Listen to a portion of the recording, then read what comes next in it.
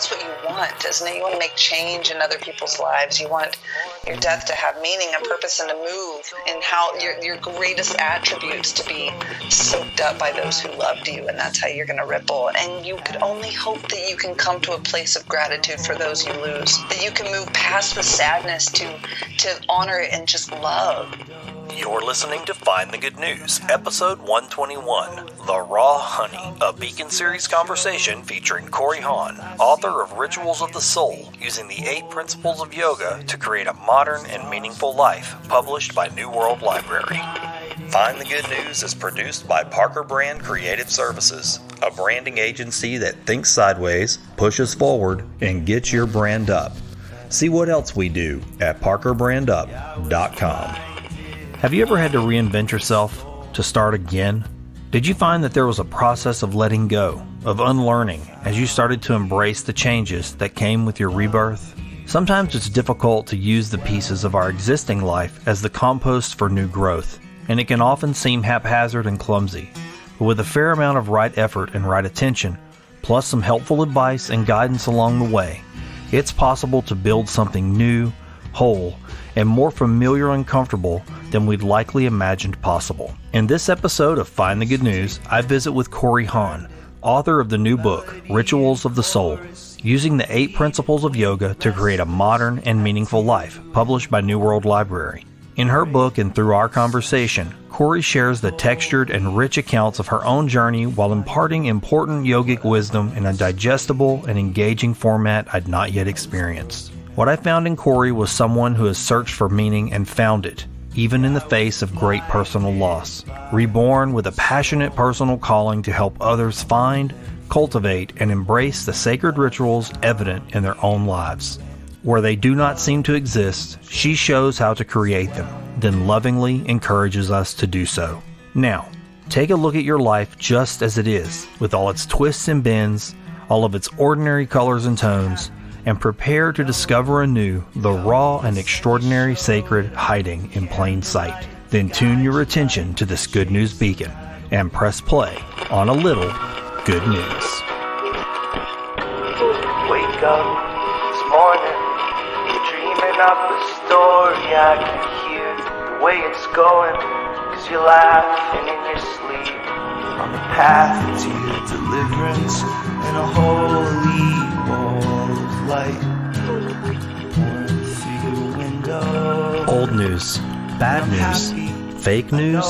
Sometimes you want to shut those signals down and seek a better source. With my Find the Good News Beacon series, I tune into good people doing good works wherever I can find them. I scan across the full spectrum of life, seeking out human beings that have turned their dials towards helping others, aligning their time, resources, and talents with goodness, justice, mercy, and love. In each episode, I sync up with the hearts and minds of my extraordinary guests. We have dynamic conversations that invigorate the mind long after our transmission has ended. I discover the critical life experiences that shape them, the perspectives that drive them, and the fundamental beliefs that have anchored them to a path of goodness. There's a lot of background noise in the world. My name is Oran Parker, and I'm cutting through the static to find the good. I love you just as well. I'm fascinated mainly by your story. I didn't really know what I was getting into with your book. You know, I'm familiar with some of the concepts, but what I loved the most was the stories about your experiences that are in the book.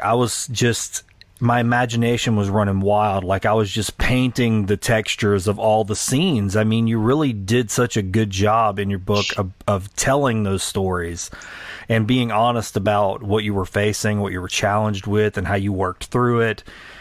I don't know. It was just really interesting because I guess I kept, maybe we all do this, but I kept relating it to personal experience. You know, it was something that would happen in my own life, and I'd go, oh, that I get this, or oh, I can almost stand in your shoes for a moment and see what you saw. I just love that. Oh, good. Yeah. Thank you. I love that too. That sounded so good. I love it. Thank you. Well, there was in the beginning, I want to start by saying the name of the book. I don't do like a traditional format. I always warn everybody the train leaves the station and we're like on this blind date, and it just kind of rolls along, and that's what my audience is used to. So I always warn them. I'm like, if we truck on and I don't cover everything, pull me back, because I'm like, hey, I didn't even say the name of your book. But I'm going to do that this time. The name of the book that we're talking about is Rituals of the Soul. And if you don't mind, if you could just introduce yourself to my audience, that way they know who I'm talking to before we really start trucking along. Right. Yes. Thank you. And so my name is Kori Hahn, and I have recently written my first book, and in it I explain how to use yoga, all of the 8 steps of yoga. But I also, as you said before, take people really on journeys that I've taken, and a lot of travel experiences and different situations I found myself in, and how I've used yoga, and really try to bring it into a modern perspective so everyone can use it and see how powerful it is, and nice to have a system, or like an art of living, if you will. So that's what I'm here doing today, spreading the message about this piece of work that took me a while to get to this point. And so what a celebration. Yeah. Yeah, thank you. And before this book kind of started taking over, I was running yoga retreats around the world, surf and yoga. And I've lived abroad in the developed world for the past 7 years. Before that, I lived in Alaska for 12. Really off the grid a lot, out in the bush, in the wilderness, in the native communities, and had a really out there 20s, different than many people spend their 20s, that's for sure. Sure. That honestly just was right out the gate. In the book, I went, oh man, I'm in all the way right there. When you started talking about the Alaska experience, I was like, okay, I didn't expect this at all. I guess there's a visual aesthetic that one might apply to the yoga world, right? I mean, if you in pop culture and just in the spiritual realms in general, you sort of have this aesthetic that you apply to it. And then you start talking about going to Alaska, and I was like, okay, this is coming at this from a completely different direction than I expected.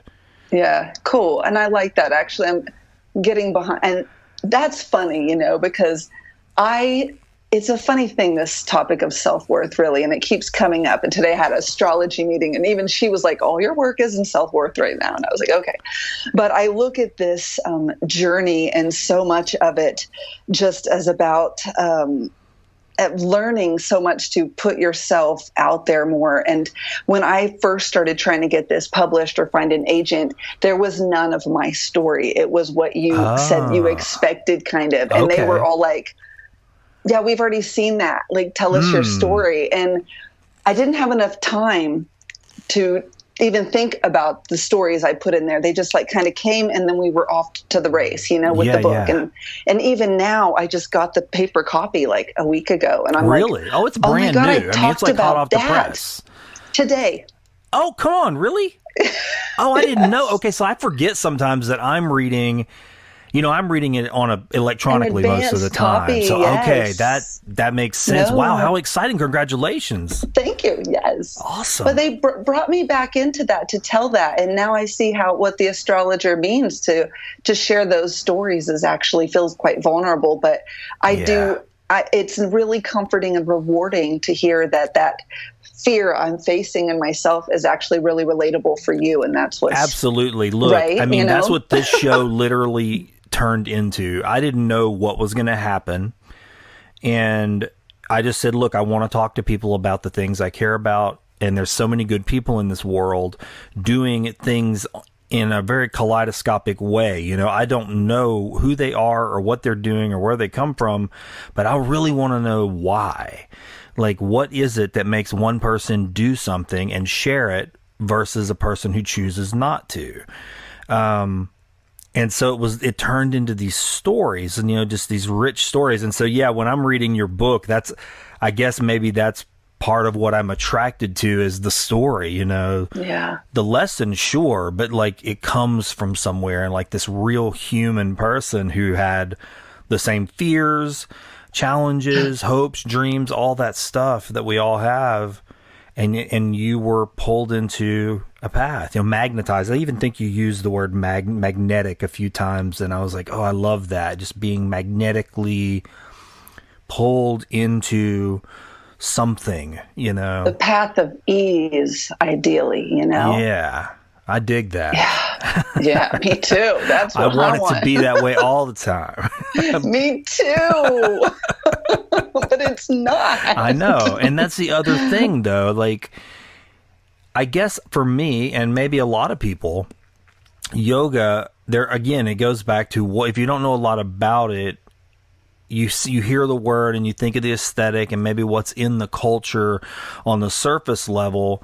But I was actually just in the last hour talking to my wife about your book, and I said, you know, I never really sat down until reading your book and looked at yoga as a path the same way I would Buddhism, because I kind of fell into Buddhism more in my life.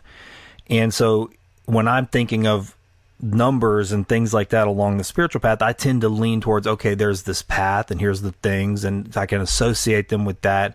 But I honestly, the truth of the matter, I never really looked at yoga that way. I always thought of it as only a physical practice, yeah. Right? And so in your book, I was like, whoa, there's all these things, you know, virtue, space, mindfulness, awareness. These are, and I was like, okay, this is fascinating. I really never had, it's like I wanted to print it out and stick it on my wall, you know, so I could go, it's okay. the same. It's just a different variation in different people's hero stories, really, isn't it? Jesus with his compassion, and Buddha with his very grounded, still, calm meditation practice to get to peace, different paths to peace. And yeah, I think that's, I also have been very much drawn in the Buddhist tradition more than anything else. And I think that's when I started realizing too, so much of Buddhism is about the mind, the four sufferings of the mind, the four truths, and how to calm that. And the one thing the Buddha taught was meditation. Yeah. And then when I looked at yoga, and I'm like, the definition of yoga is the cessation of the fluctuations of the mind. Oh, there you go. Same, you know, like semantics, right? I mean,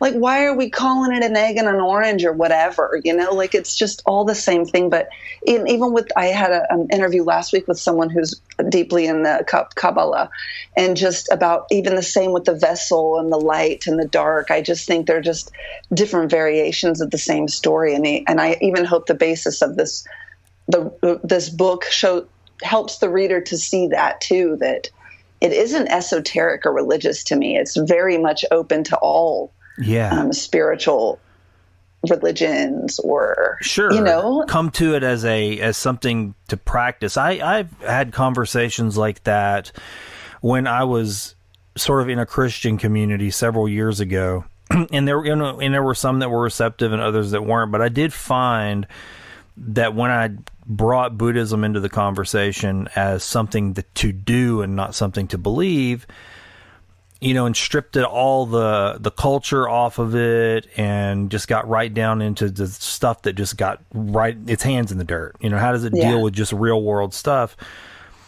You wouldn't know it's Buddhism. It's just good stuff to practice.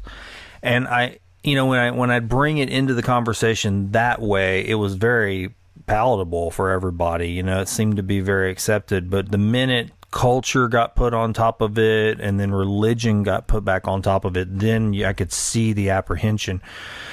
It's a pretty fascinating thing to watch when you're really still talking, in essence, about how it affects human lives, right? I mean, on this earth, living, breathing beings.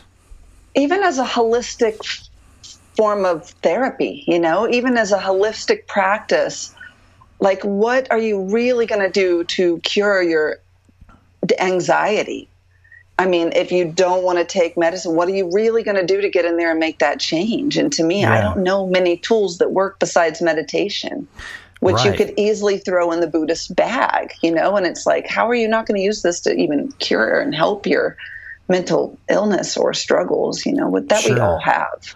I loved the part where you were sharing about your experience with Vipassana and the first, retreat. And I love how you walked through it with everybody. I mean, that's what I felt like. That was one of the parts where I felt like I was really there going, you started talking about becoming aware of like the hairs on your nose, the breeze just blowing across the hairs on your nose. And I was like, gosh, I had another guest 2 years ago who he had went on a Vipassana retreat. I had never heard of it before that time. And, he kind of shared to some degree how that changed his life, but we didn't really get off the cliff into it. And so you added so much more context to that, like the struggle of it. That was the part that like I want people to read the book, but I got to tell you, there was something that I laughed at myself when I was listening to you. When I listen to the books I have a thing that reads them to me so I can go walking and listen to them. And I was listening to you talk about the rules of the retreat and just watching everybody and going, she did this, and it was frustrating you.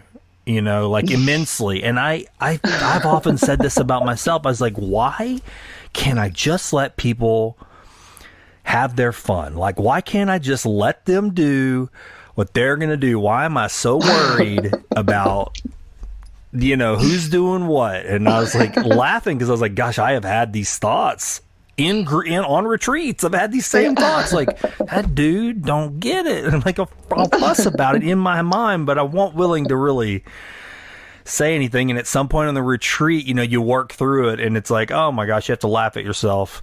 Yeah.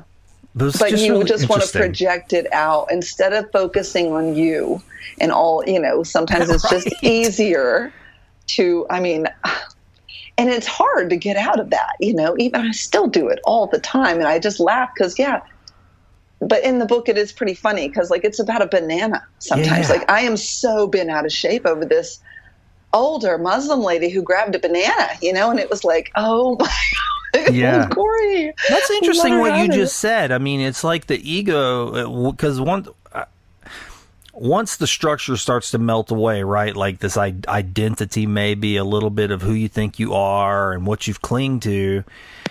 It's interesting because it's almost like maybe I'm wrong. I don't know. But it seems to me, in my experience, it's like there's a sub-program that's running that's like, whoa, you're about to let me go. You're doing something that is gonna really smash this identity, and so it claws outward to other things, but because it does not want to look at itself. And it's like the way you just said that. I mean, like that banana, it's like, well, let me look at anything else and just rabidly find anything that I can worry about, hate, care, be frustrated about, build anger, jealousy, whatever, to keep you from like melting all of that away and like really dealing with it. It's weird, man. Just being like, let that go too. Like, really?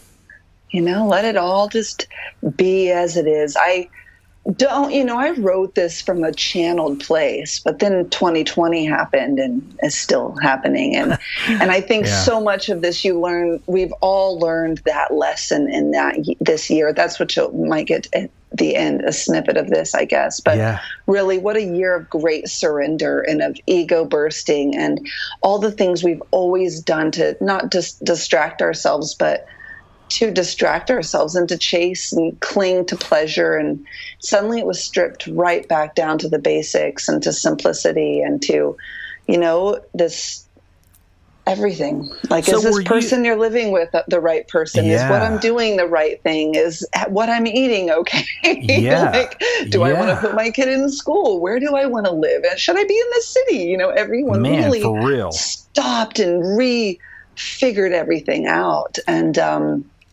were you writing the book at the time? Were you already in the book, like midway or like in traction on it when 2020 kind of came in, or did you start it post those things?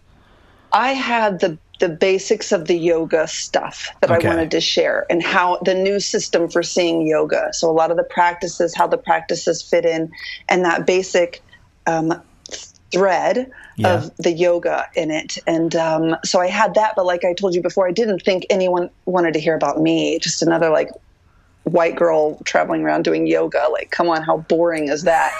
But I went to different coaches and people to help me, and they were just like, this is so boring. Can you put you in it? And then again, when it got to the publishing house, they said, yeah, can we just add a little bit more of your stories too? And then it became this. And so those stories came in within a month, and we're just like, but, oh, wow. Yeah. I mean, but the rest of it, which is the hard part of it, because it was just this crafted thing. It began as like a research paper on intuition and yoga. That's where I was guided. And it was really scientific and a lot of figures. And then I was like, layer by layer, it just became a little more, I don't know, more digestible, I guess. And became what it is now. It's been the craziest little metamorphosis, I should say, of a project. Well, there was something you were talking about in there that I wanted to share with you, because I was like, oh, I can relate to this. You were talking about dreams, and the different types of dreams, when we dream, what dreams are. And, a few weeks ago, I had this sort of reflection about that. And I thought, I'm going to share this with her when we speak this evening, because I think you'll probably appreciate this. But last few weeks, I have just been having these really rich, lucid dreams, full of detail. And that happens from time to time. Go through a cycle where I have a bunch and then they'll just go away. And I've been telling my wife, I said, they're textured. I wake up and I'm like full of the information. I like really want to remember them. But there was one particular one with my grandfather. Now, my grandfather passed away when I was in the 8th grade. He had a heart attack in his sleep, and he'd had a stroke before that, a couple of years before that. So it was like a rough run there after he had that stroke, And all the grandfathers in my life, my dad's dad, him, and now my children's grandfathers, and they're all gone. They've all passed away. And I told my wife, I said, for decades now, there's just been no grandfathers. I didn't have any. My kids don't have any. And I told her, I said, it makes me wonder, like, what would that have done to me had that person been there as I grew up, and to be a man, and to also be like a second father in some way. And so when I had this dream, I was a little boy and I was probably 4 or 5 years old. That's what it felt like because of the setting. But I was me. I was aware. Like, I was like, oh, I know that he's going to die. And so in my dream, I remember telling him, like, hey, I need to tell you something. Like, you need to believe that I am not 5 years old, that I actually am 47 years old, and that you're going to die. But if you eat better and, you're going to, avoid all these things, and you could live longer, and you could change my life and your life and everybody's lives by just living. And so as I started to realize in the dream that I wasn't going to get to stay there was a point where I went, okay, I can't stay here, but maybe me telling him will have done something. And then it clicks to me. I was like, oh, wait, that's not going to happen. I'm dreaming. I can't change anything. This is a dream. And that's when I woke up. I sat with that for a little while on one of my morning walks, and I thought, okay, what could this be, though? And so what I took from it was, hey, that's you telling you, because I'm about his age right now when he started having those problems, is that's you telling you there are things you can do so that you can be present and you can live healthier and eat healthier and exercise more and just do all the things that you can do so you can be a present father figure. And so absolutely. I told my wife, I said, we've lost so many of these men to heart problems. That's me telling me. And if I ignore this great lesson that this little boy is trying to tell me, then that's on me. I can actually change something. I can't change the past, but I can change the future. And I feel like when I was reading your book and you were talking about dreams, I was like, this sounds like what she's trying to say, like using your dreams as a yoga, as a part of your spiritual practice, as wisdom, as a way to talk to you.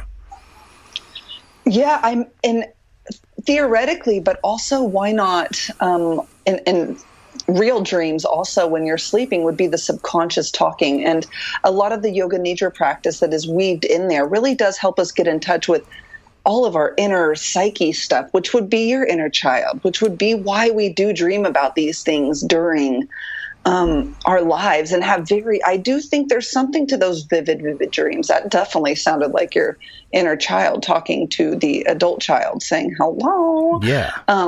Like, yes, it's a natural worry. You've experienced that. That is your firsthand knowledge. That was your guru speaking, like that's the thing is making those quiet moments. And even if that is rest and sleep, even if we're unconscious, but then we remember it, that's such an important thing to guide your life with. That information is like, ding, ding, here's your purpose. Here's your meaning, or here is going to help you get towards that, I think, Yeah.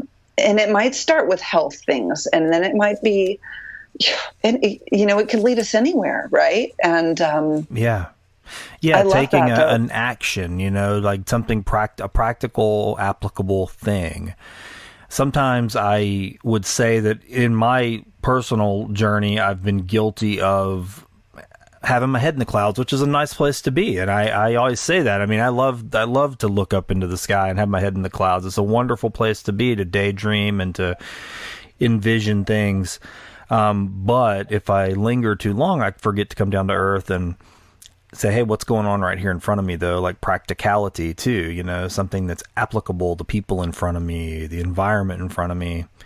And so, to be able to find some kind of a bridge, and I felt like you were talking about that, and I might be mistaken, but that was some of what I was taking away was like, bridging that space between what you dream about, your hopes, what you want, and bringing that, like making that gap doesn't have to exist between those two things. Manifesting that as your reality. You're absolutely right. It is taking that dream and turning it into, and I didn't really want to use the word manifestation because it's just like so surrounded with dollar signs and things like in so many ways. It's so cliche, and I'm like, it was kind of a fad for a while, but it is that. It is maybe I should say metamorphosizing into your reality, and by little baby steps. Like, okay, like that message, that dream might feel big to you, but if you make it into rituals, like I'm going to cut out gluten and coffee. Let's see how we go. Right. Those are your 2 rituals, and you're going to feel better. And every day there's going to be this, like your ritual of having your new diet calendar or whatever. You're going to be like, I'm healthier. And that in itself is going to do wonders. The mind over matter. It doesn't so much matter about that calendar, but you know what I mean? It's that ritual behind it. It's the mindset you're putting behind it. All of it, with one little thing. Yeah, little things that become like and I love that too about your book. And that's the name of your book, Rituals of the Soul, right? I mean, building these little sacred things that could be ordinary to anybody else, but they're sacred to you. Like for instance, I'll give you a great example of something that's like that in my life. You can see it, the audience, because just this little red string, it's around my wrist. Every year I go on a retreat, and every year I tie a new red string around my wrist to remind myself that I'm in the bardo time between when I go again. And there's something about that just reminds me that I'm in a cycle. I'm moving through it. What did I learn last year that I can apply this year? And that I leave it there, and it's like a little holy binder for me. And it's just a piece of string, but it's so funny you say that, because at one of my vipassanas, not the one in the book, but I did another one and I had that string, but there's a rule. You can't have that string. And I got it with the Dalai Lama. And suddenly I was so attached to this string that, you're like, it's just a silly string. But even that has taught me lessons. Also, that little string, that little ritual. But it's a funny story. But I mean, different than where we were before. But it just made me think like of all the ways you just have to come back to yourself. But we all are in that bardo of becoming. And I love that that string reminds you of that.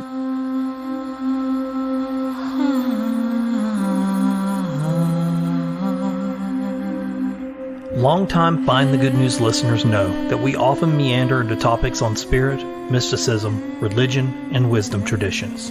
If you are interested in these topics, I encourage you to seek out my new podcast, The Dawn Deacon with Brother Oran. On the Dawn Deacon podcast, I consider my small place in the whole of creation, asking the old questions that have perplexed human beings for ages. Why are we here? Is there a reason for our existence?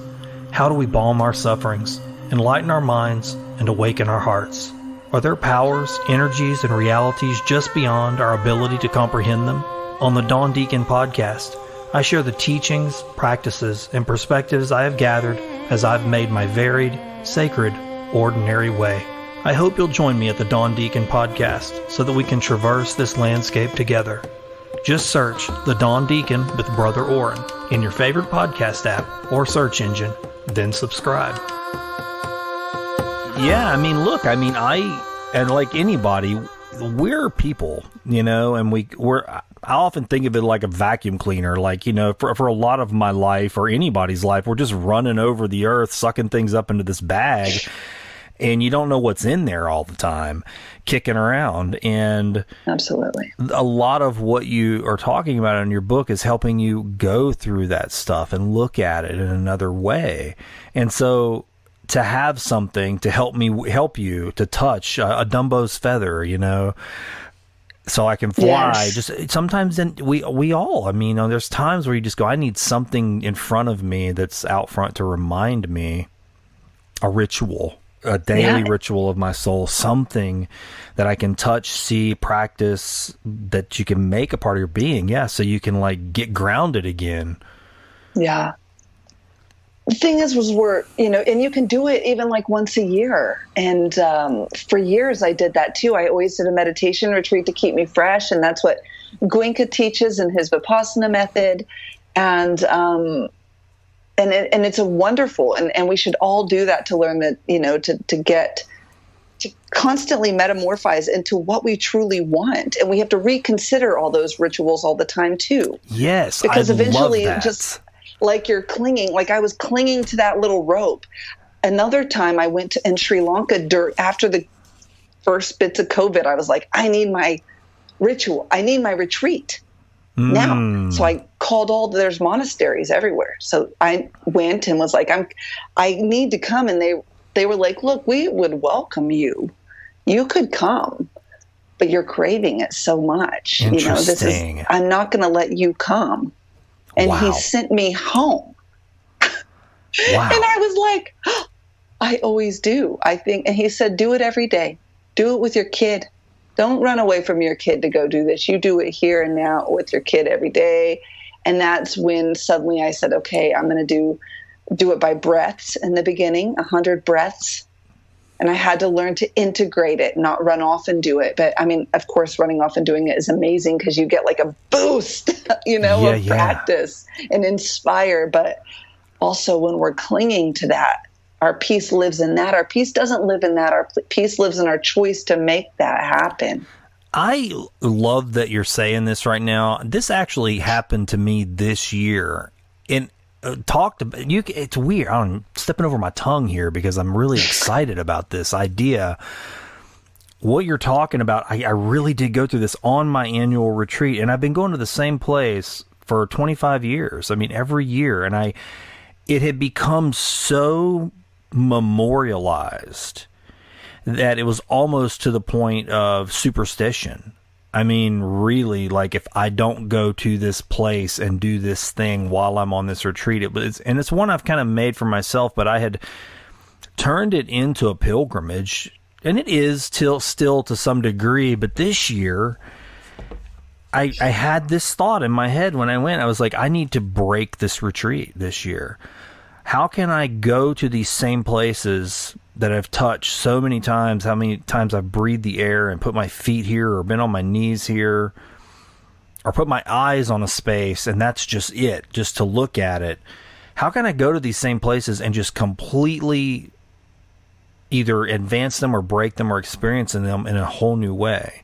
And so this year, there were two places that I was able to do that. One is a lake I go to. And for years, I've been just going same time, watch the sun go down till it's completely dark. And this year, I brought a little boat with me, and I actually went out into the swamp that I've been looking at. I mean, it's like a mile and a half away, and I could just barely see it. I was so glad I did. I looked back at the shore, and there were people fishing on the shore. There were little specks, and I was like, wow, that's what I would look like from this. How many years have I never allowed myself to go into the actual bosom of this place? I've just stood here on the shore, and now I'm out here with all these creatures, and they're like, what is this person doing out here? You know, like I was in the midst of them, and it was so much richer. It was like, wow, I've just haven't been drinking the full thing, but I thought I was, because I had memorialized it to this point of, no, I have to do it this way. And it just sounds like what you're saying, like, no, I was rabid about it. I have to go at this time and be at this spot. Yes, you're going to trip, because I think it's probably the next chapter. Like, you're going to keep reading the book. I mean, I hope. And then you're going to, the next chapter is that. It's me going to surf, being in a boat, moving away from land, learning the ocean. I swear, we're like on some kind of cosmic plane right now. But I probably would have read that and went like, oh my God. That's exactly. You will. You're going to be like, that was crazy. I even used that metaphor or whatever. But it really is like that. Like, just even, I feel that in the ocean, it's really taught me so much about the depths of myself as learning. Like, we don't know a lot about the ocean, but if I can learn to play in it and play in her energies, and somewhere there's a big storm in Antarctica, and that makes a wave that somehow lands on shore, and I can like time that perfectly to write it. You know, like it makes me feel connected to that mysterious depth of the ocean. And even by going out into the middle of the elements, into nature, I mean, that's what Alaska was for me. It was just like so much disassociation with society and all the things that keep us stuck on the shore, and just, a totally different perspective, which is really all we can keep doing for ourselves, is try not to get locked in perspectives of this is how it is, because those are just strong beliefs. They're tension in your psyche, you know, like, I mean, and beliefs, everything. You're right. I mean, I think about belief all the time. Like I've almost stopped using the word, honestly, because I almost truly, I'm kind of afraid of it, because I see belief as something very rigid sometimes. It's like, well, you must believe it, and then you run into it over and again and just can cut your own head off. I mean, just you run so fast into a barbed wire fence. Yeah. And that's what I've started to see, and it causes us to hurt other people, to not be flexible. And granted, I mean, I think some kind of compass is good to guide you, but to have a rigid, firm belief that is so fixed, to me, I've often said this, that the only thing I believe is in change and mystery. If I have to believe in something, and you talked about change a lot in your book, I was really refreshed by that. You know, that's so important to be with change, allow change, a part of it, work with it. It's always moving. We're constantly in motion. Make us dizzy if we knew how fast the earth was spinning right now, you know? I've just, we might as well just try to do our best to go along for the ride with as much float. And those beliefs are just so damning to the process. Like, even if I look at all the things I've said, like in college, I was like, I don't like the cold. I moved to Florida for 3 months, found myself in Alaska for 12 years, you know, where I was like, I can't do social media, left, moved to Bali, started my entire business on social media. It was almost like my ability to move past all the beliefs I had has led me to find the best suit for myself, or to, you know, a life that really aligned with what I was loving, and quit telling myself the beliefs that I just picked up through all my childhood. You know? Right. I mean, even that, I mean, what you just said there, that was an interesting thing too. And it kind of relates to your experiences that you share in the book. You know, like when you talk about going to India, your expectation versus the reality, you know, and then having to come to terms with the reality, and then that acceptance of the reality, and then finding beauty in the acceptance. It was like this whole layer cake, because I've done that so many times, even going on retreat. I've had years when I went on retreat with these high expectations, and nothing occurs or nothing changes, and I almost it'll bring me down to a lower space than I was if I hadn't went at all, you know. Like you feel like it's a waste of time. You just told yourself that it was a waste of time. And then you're like, damn, I wanted these results before I came out of this meditation retreat. I thought I was going to have 7 whole minutes of gaps between my thoughts. And I don't, you know, really. Right. That was the celebration thing lately. Oh my gosh. Everyone's like, celebrate your book. I have been crying. Like, I don't know why, but it's been this major release. It's been a cathartic process, this book. And this feels like a postpartum. Like I birthed this child that now just doesn't even live with me anymore. She's out in the universe, you know? And I was like, had no idea there was going to be this fear for sure for so vulnerably sharing my story, but also that who am I to think that I can share this, the yoga as this, or my, you know, whatever. And I get that. I really do. Man. I mean, I have a small audience, but my other podcast has an even smaller audience because it's just me, you know? And I mean, all I'm doing is taking people on a walk with me, and I just have some things I want to talk about. I try to keep a little notebook where I go, hey, this is something that's been in my head. I'll just talk about it. There's a lot of fear at first with that. I mean, even still, I mean, to just turn the microphone on and go, okay, I'm just going to talk. What I find is once I start, it's a lot easier, but then I have to edit it and post it and listen to it again. And that's when the fear kind of kicks back in. And then that's when I ask myself, what am I doing it for? And that always helps. Right. Yes. You know, so what are you doing it for? Because I feel like there are some things that I've been through or that I'm currently going through, and that I have a perspective that might be useful to someone. You know, not that I want any kind of clout or anything like that. I just hope that someone hears it and it's like, hey, that's something useful. It's a useful perspective. Very simple.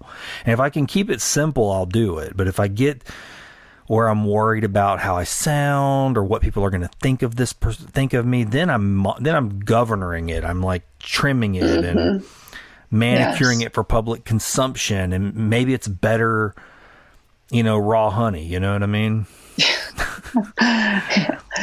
Yeah, it's, I get that too. Even with my own podcast, I had to stop. I do listen to it back, but it's so painful. So if I feel good enough about it, I just send it away. Yeah. And I found that I don't want to read it back. And even I've read my book back a little bit, but I'm like, maybe I won't for a little bit, you know? And to just put your craft and your gift out there as if you're on Mars. And let the world do with it what they want. And I mean, I think that I'm sure that you are making that difference, because it's lovely sharing this conversation with you. And a lot of times it's hard to have these deep conversations on such soulful and stuff, especially. So, I mean, that's one of the great gifts of this and meeting people like you. And I'm sure through the work that you do, you meet people too. And it's like, that's a big help, because it can feel, well, especially the state of the world. There's just a lot of tension, I think. And maybe, and that could be just the signals I'm picking up, but it does feel very real. I mean, it's easy to say it's a feeling, but it's like there's very real things that are happening that are a result of some of that tension. And yeah, I mean, you know, when you're raising children in that world and you want to provide a different perspective for them, sometimes even in your own community, you can feel a little bit isolated, a little bit like you're on this sort of flotilla with just a few small groups. And so that can be difficult. That's why I like the one great thing about these technologies. I mean, especially communication technology. I mean, you and I can sit and have this space, and I love that the barrier goes down, you know, still even through video. And I think as the world has done this, I have gone into full isolation, and I stopped showing up on anything for a while, and it became incredibly lonely. And I've since learned a lot about astrology and learned that I have a lot of Libra in my chart, and that would make me very much into communication and spending time with others and relating.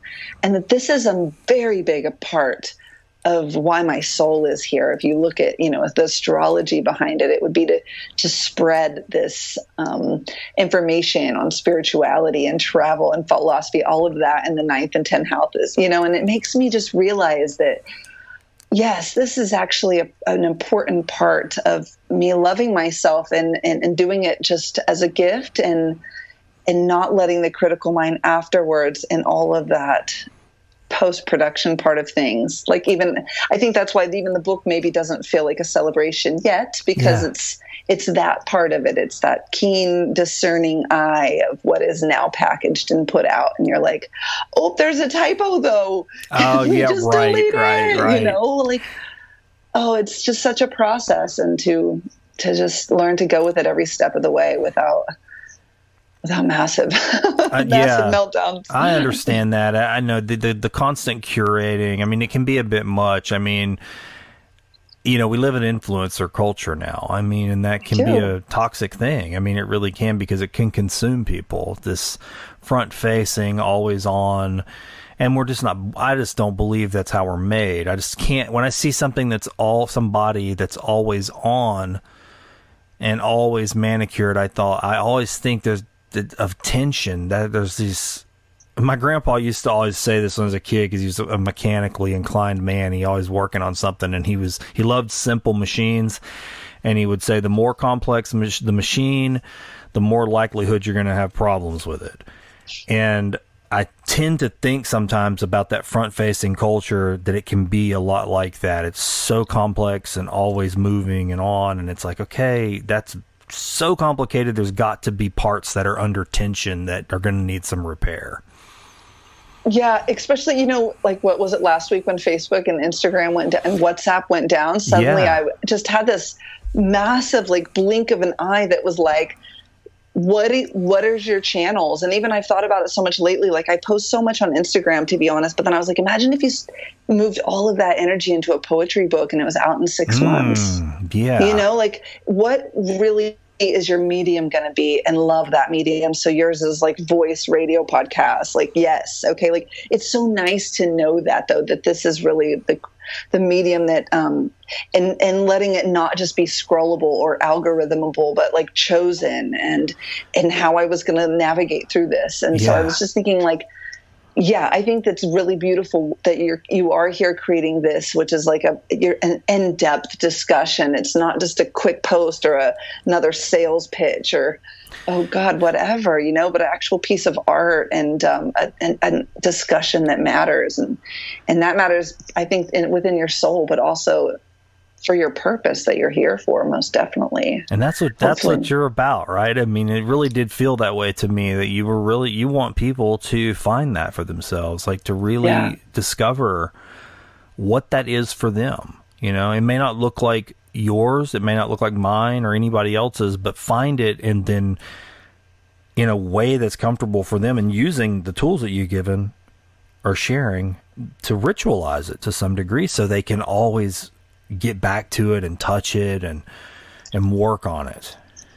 It's just a way of seeing all the water moving through, like those toys, you know, you turn them upside down and then the water, there's oil in them. And it's really just a way of seeing everything. For me, it was a way of seeing it all moving through. And even you've said things today that reminded me of this and reminded me of the stages of I was moving through. So then you start to see, oh, this is a blockage. Oh, this is about spiritual belief. And you start to see how it's all working. You don't question the divinity of it anymore. Yeah. You know? Yeah. You know what else? This is something that I thought when I was reading. I was like, you know, it's interesting is I like it whenever I'm going to bring up Star Wars. This is going to sound like a real stretch, so just bear with me. But Star Wars was always good at there being like environments, right? You have like the Ewoks moon of Endor's forest, and then you have like the ice planet, and then you've got the lava planet. And it was like always the environment was such a part of the story.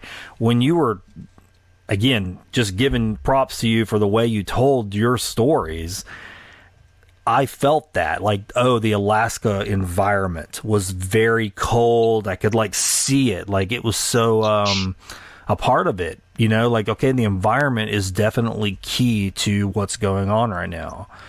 And then, at least that was my big takeaway. But then, you know, you move to India, Bali, when there was something about that was like a different temperature. It was a different environment. It was completely painted its own like light temperature, so to speak. And maybe that was just me doing that in my mind, but I thought, wow, it's interesting as she moves through these stories how each one almost has like a different tone to it. I love it. I love the comparison. I mean, to be compared to Star Wars is like amazing, right? I know that was like, a stretch. Yeah, I love it though. I mean, I think that's the only time anyone might say that about this. So we're going to take it. But it's classic. But, that is how I work. That's how, I mean, every time there's been, something I move, I change, I do that. And I've really dramatize that compared to what most people do. I think with travel especially. I mean, it's been a big part of even, at the end of the book, you can see that my relationship, my partner and husband and I have difficulties, and it is because he's very grounded. He wants to stay home, and I'm just always buzzing around and doing this and that. And rather than, being so upset about that, I'll learn to love that, but it was a fun way to throw a bunch of different places and travel. It's funny, I read travel narratives for 12 years, and then yesterday or whatever, I was looking through and I was like, it's kind of like half travel narrative, I think. Yeah, a little bit. I mean, you're right. I mean, it actually does make you want to kind of explore more those environments, if not at those exact places, but something about that, like the ocean. I mean, even that has its own weight to it, and its own way it moves, its own, the isolation of it, the expanse of it, so to speak. And I mean, that's just so different. I mean, versus like the environment of a congested street in India, or the cold isolation, you skiing between the trees, in Alaska. I don't know. To me, it was like we were moving through environments as well as learning something too. So I thought that was kind of interesting. Yeah, I love that. I mean, that's what my favorite genre to read for years was just hearing. I always called it like an armchair journey, books that just show, like Paul Theroux, just taking trains through all these countries and the people he met. That was like my favorite thing to read. So in the end, of course, that has inspired this my first book. And thank you. I'm glad you enjoy it. We trust people who've been through things, right? I mean, what's nice is you're not just teaching something, which there's so many books like that, as you said at the beginning, so many people that just teach you something, but to have the person that is teaching you something also share where it's coming from for you personally, them personally, you tend to, for me anyway, I tend to go, oh, I believe this person. I have more confidence in what they're saying because they're sharing this vulnerable, unfixed thing that they are working on or trying to repair. And these are the tools they discovered along the way. I don't know. It gives it some context that's usable, relatable. Good. I'm glad. I hope that people find it as helpful as I have, even for myself. And I just like to say it does feel more channeled. Like you said something earlier in the interview. I said this before too, and I'm not sure I made it clear, but I was like, it was so clearly a message for me, and I just saw it. It's projected back, like the system. Even every edit I moved through, I found wisdom in it, and to me, it's still so shocking that it's. Because that wisdom really, I don't feel that comes from me. I even am reading it as advice for myself on this believe and trust chapter right now, because I was like, this is a hard emotional process. So I'm even reading my own words, but they don't even feel like mine. And so I hope that, I know it's something bigger than me, and the basis to it. And I know it's going to help heal, or I really hope it does. I like that. You can go back and that's interesting that I've experienced what you're talking about, and I know what you mean. Like you read something or you listen to something that you've done, and it could be some time has passed, but then you listen to it and it's like it's teaching you. And you're going, wow, that came out of my mouth, or I wrote it down or whatever, but it is actually something that has some sort of pure essence to it that's useful, because now I need to hear it, and use it and revisit it and learn from it all over again. Yeah. Like, oh, that was definitely supposed to hit me. That Cupid arrow right there was definitely coming right here. Yeah, yes. For sure. I'm happy, I know it. Hey there, Good News listener. I hope you've enjoyed this episode as much as I've enjoyed producing it. Now, it's time for the Fishing for Goodies segment, where I turn my interviewer role over to the Good News Fish Bowl. Longtime listeners know that the Fish Bowl contains over 400 unique questions, many seeded by you, the listeners. Did you know that you could submit unique questions to the Fish Bowl? That's right. Just call the Good News Hotline at 802-459-1668 to have your question added. You can also visit findthegood.news and send me an email. Now, let's take that dive into the fishbowl. Well, this has been a lot of fun. I don't know if you know about the end of this show. We do something at the end of this show for every guest. So I have this big fishbowl. I don't know if you can see it. It's got 400 questions in here. Oh, and wow. with each guest, what I do is I draw 3 questions out and I ask them to you. I don't know what they are, and we'll just see how it goes. You game for something like that? Let's do all 400. Oh my gosh, we'll be here a long time. Hey, some of them I learned things too. Like sometimes I'll put the questions aside and go, I want to think about this for myself later, because this is a good question. Yeah, let's do it. All right, right on. All right, well, let me get the first one out here. Okay. Oh, okay. Well, this is a pretty, I don't know, this might be an easy question. It might not be. Who had the most influence on you growing up?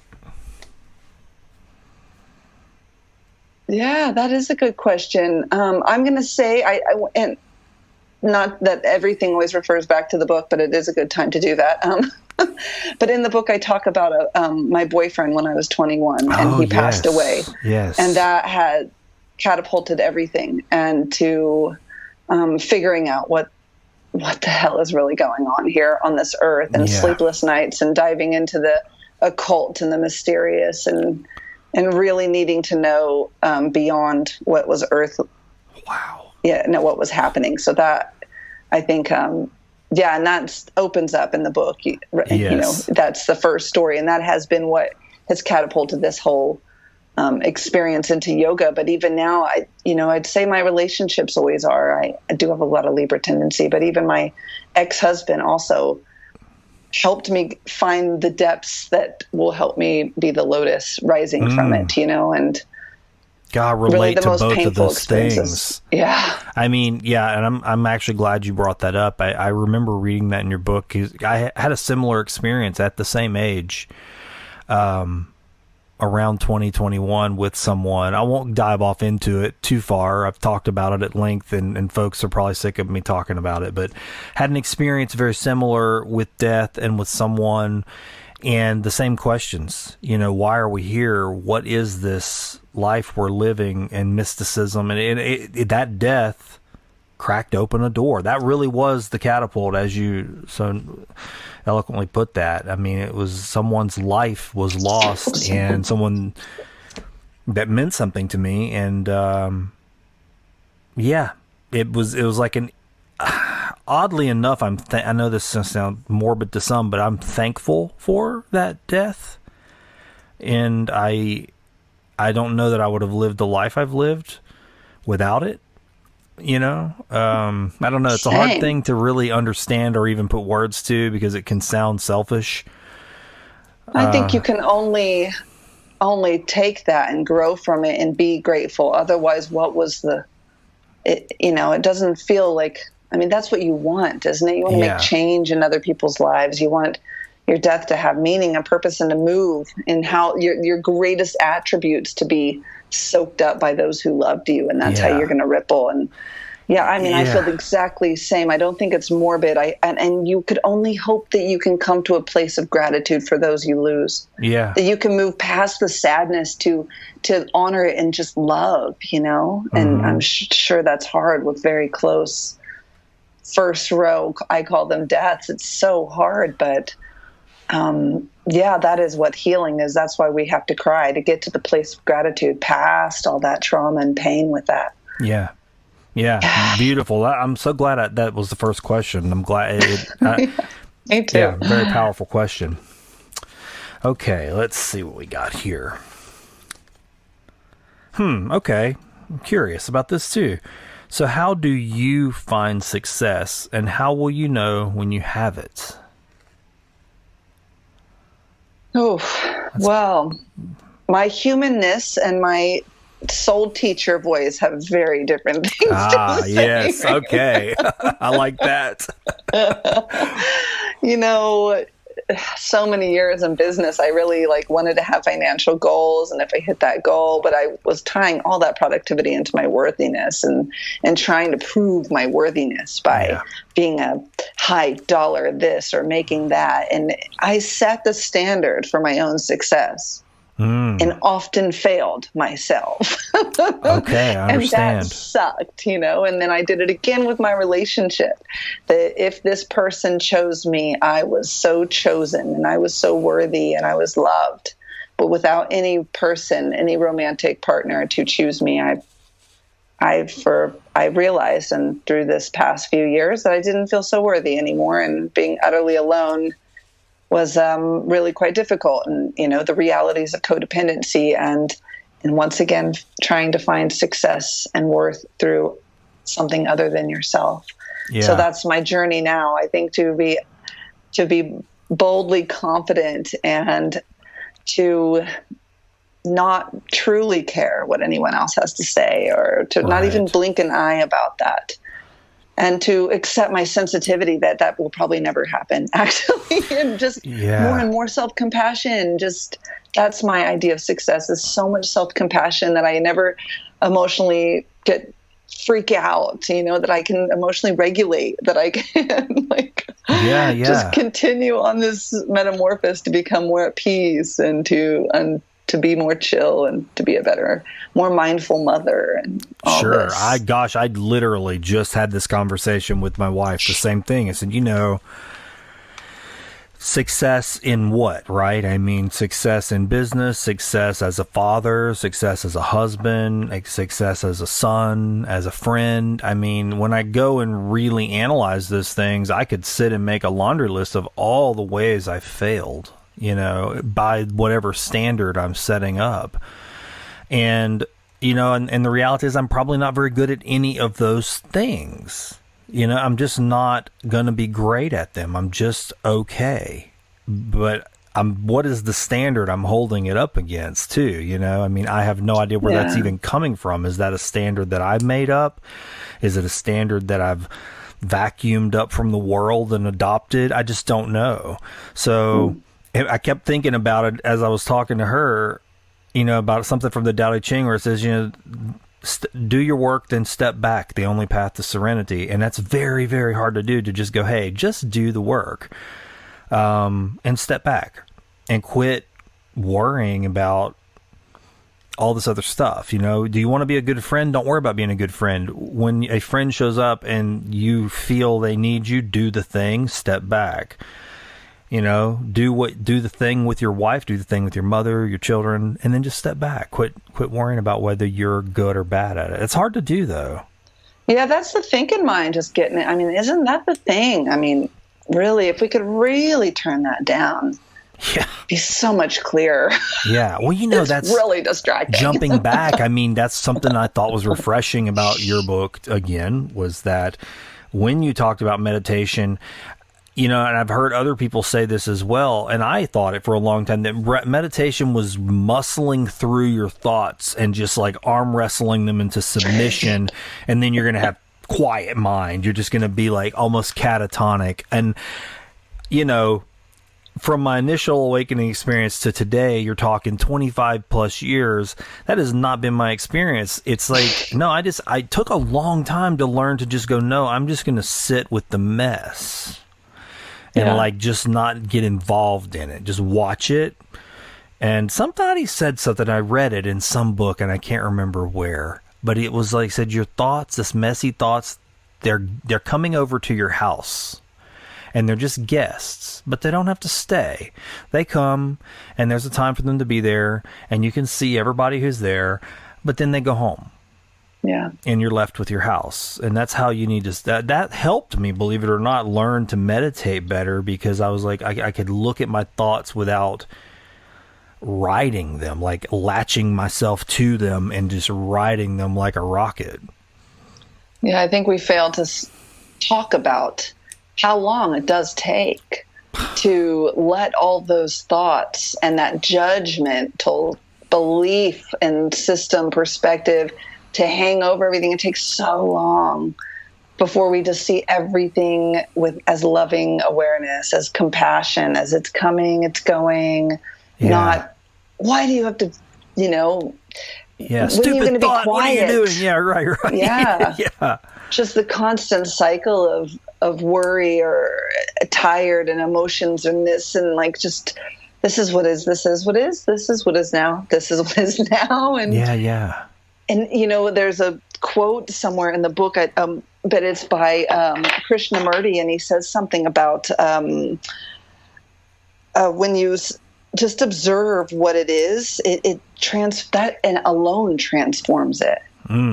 Yeah. You don't just have to your do attention anything. To it. Just sit with Yeah. it.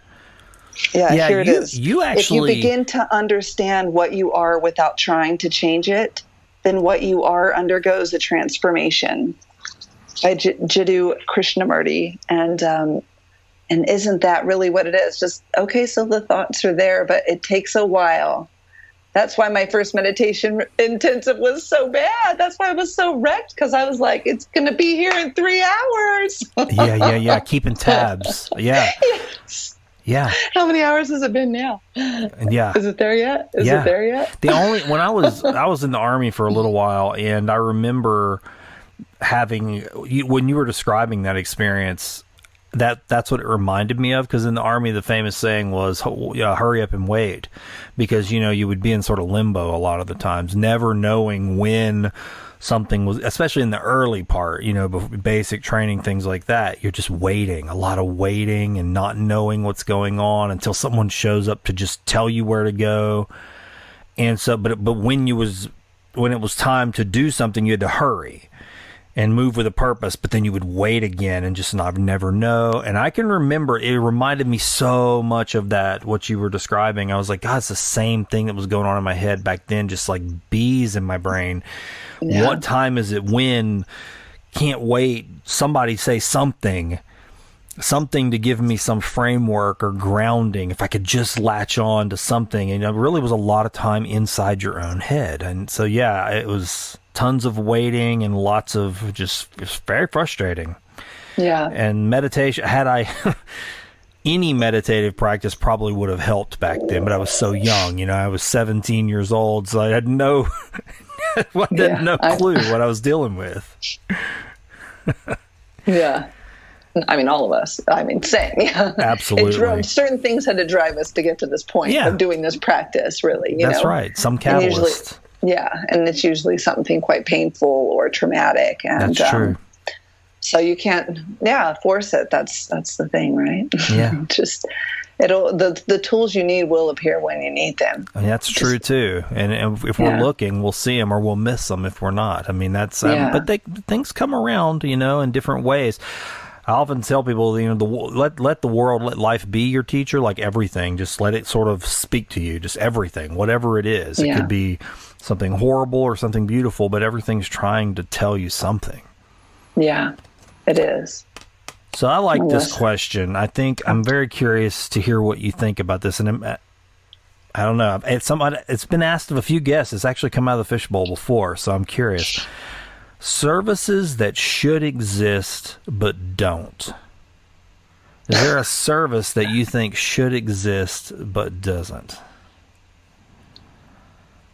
Yeah, like more public massage chairs. There you go. I always wonder about this question too. Different people have said different things, and I'm curious if you frame it through your work. Is there something within the realm of the work that you do that you think, more people should have access to this? Gosh, I think there's so much out there. It's hard to even think of anything. You're really kind of coming at that from a scarcity, and it's like, it's all there. Yeah, that's true. It's a big old universe, and everyone, might not be in the serving mode, but a lot of people are. Yeah. There's coaches for every niche of everything, of every detail, so that's true. You're right. We do live in a time of abundance. There is so much there's so much food, there's so much water, there's so much, and yet it's all sort of convalesced in just specific areas, and it doesn't seem to bleed out to everyone. And it'd be nice if we could find a way to get those things to move and spread as negative things spread and overtake areas. If we could get those good resources out to everywhere they need to be, that would be the real trick. That would be the service right there. And you're a part of that. I mean, that is the collective. And I had an image during this call also as I was thinking, like, when we talked about the platforms and the way our media perspective, the media mediums that we're using, like yours is voice, radio, podcast, or and now I have this book, which is another. But I wonder if there's going to be a new type of Facebook thing, but we can really share our art more, and we can get more into like-minded, Yeah, I don't know, but I healthy. See something new there. Yes, something healthy. That's what I'm looking for, not backed by any corporate dollars, and there's no algorithm with Facebook ads and all that. Something with a good vibe. Like even when Facebook went down, maybe Twitter, like something new like that we can really just share. Yeah, it's strange because we were talking about this. We work in communications and advertising and branding as our day job, and I was telling my wife, I said, do you remember, because that was when we first started dating each other, because we both worked for 2 different advertising agencies. And I said, do you remember going to that luncheon when the guy was like, there's this new thing out and it's called Twitter, and he was kind of telling us about it. He was like on the front end of that stuff. He had written a book about where things may be heading. He's like, when you go back to your office today, you guys need to sign up for this Twitter and get your handle and all that. And he was explaining it. And so we did. I went back and got my name, and I actually really liked it back then. I was like, oh, this is cool. I mean, it was a way to connect people, and I could see how it worked really well, and especially in disasters, how people could use hashtags and all this stuff. And I was like, wow, this is positive. This is a positive communication tool. Yeah. And now I personally can't stand going on there, because it's like this huge vibration of just rage and negativity, and maybe it's just, I don't know, it just seems like it's a huge waterfall of just too much is what it feels like. Yeah, well, maybe that was a bad comparison too, because I'm not even on Twitter, to be honest. But no, I mean, I just something new that's what I'm Facebook talking about. Also, yeah, there's what is that? Even a conscious community thing. And I thought kind of Patreon, and some things have come in and you'd hoped that they would work, but I feel like nothing's really I've tried that on Patreon. I'm just not quite sure where, but there does need to be some collective network for the more conscious things and the artists. And especially as maybe it is Spotify in a way, and where all the podcasts are, this is a new world in advertising for sure. Yeah. And just, I even thought back when Instagram was new, and then, I was like, because Twitter was kind of hitting that toxic stage around 2010 for me, and then Instagram was fairly new, and then Facebook bought Instagram, and then Instagram has now turned into what it's turned into. And I'm like, man, I guess that's what my point is I hope that we can figure this out, because I think each of these platforms are actually good tools. They have the infrastructure is good, all the resources and the tools that are available to communicate. But something seems to happen, and I don't know if it's when the advertisers get in. I don't know what it is, but something changes, and they just combust almost. Yeah. We do they need become something. Toxic. Yeah, we have to find the happy medium of healthy conscious communication, and maybe it is just personal discipline. Maybe we just have to learn our own boundaries. That's why big boundary work is quite the fad these days, right? And everyone's all about this term, and but it's true, because there are so many tempting, addictive little mind traps out there that to own your life, you have to put strong boundaries in place with this, and get to know what you really want to do with this. For me, when I think about how much energy I'm putting into Instagram versus writing a poetry book, it just became so clear. I'd actually rather put out a poetry book than 6 months of Instagram rants, Yeah, for real. I'm with you. I've been thinking some of the same thoughts. I do a lot of photography, and I share a lot of it digitally, but this year I experimented with creating books, actual printed books, and mailing them to some people that were close to me that I've met online. You know what else I did? And you might really want to be a part of this, is I actually started writing physical letters again to people. I was like, hey, let's become actual pen pals. And hey, look, okay. Yes! I love this that. Yes, I wrote this to my best friend. I'm staying at her house right now, actually. Perfect. But yes, I think this is really probably your love language, right? If you've read that book about the 5 love languages. It's, and that writing comes right from your heart chakra, like in traditional Chinese medicine, or your heart meridian, I should say.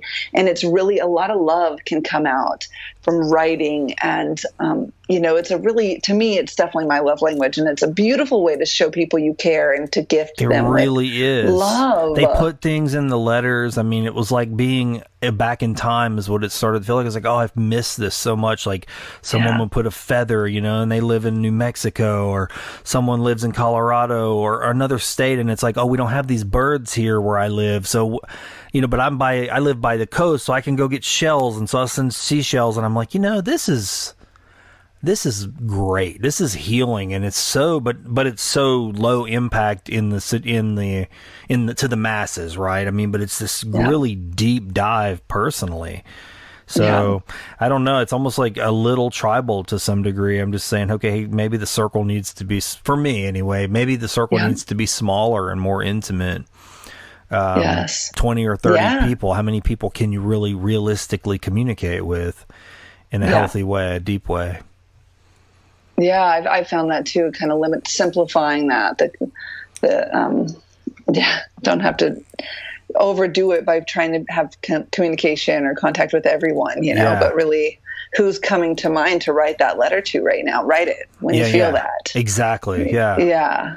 Well, that's great. So that came out of that question. Okay. So that's cool. Those questions are great. I love how I always say the fishbowl provides, It's such a good one. So I've got one last question to ask you, and I don't pull it out of the fishbowl. I ask every guest this at the end of the show. And that question is, did anything good happen today? And I know something good happened because your book came out. Yes, that is the good thing. And yes, it's it's a big day of surrender, of just putting out this new work, and something that's so dear to me. And this conversation was absolutely lovely. I just enjoyed this so much. Me too. Yeah. Me too. I never know. I try not to go watch any other interviews that anybody's done, because I don't want it to I guess not pollute necessarily, but just prejudge what we're going to talk about. So it was really great. I mean, I love your book, and to meet you is a pleasure. Honestly, it's an honor. I mean, it's so great to actually see you, living and smiling and all that, and kind of now put that in with my imagination as I finish the book. So that's going to be really great. Good. Let me know what you think at the end. Is there a place that the name of the book is Rituals of the Soul? It's by New World Library, the publisher.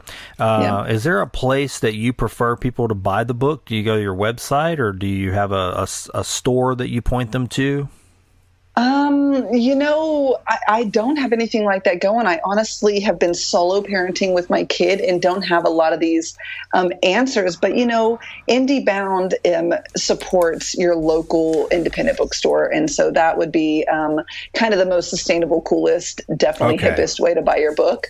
But also it is a big help as a new author with a new book to buy it on Amazon and leave a review afterwards. So both of those get you good karma for whichever route you're going, whether you're going for me or the trees, which I hate to be in competition with the tree, with nature and sustainability with the independent bookstops, but either works. And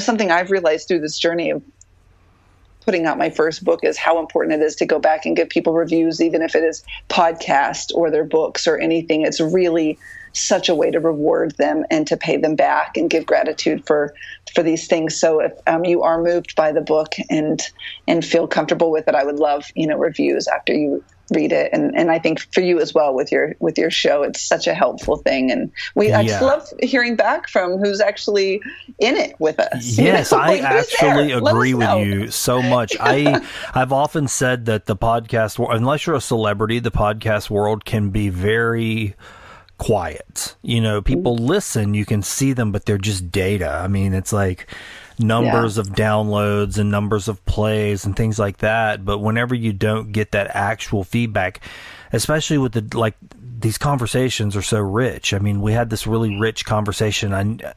I know that it's moving someone in some way.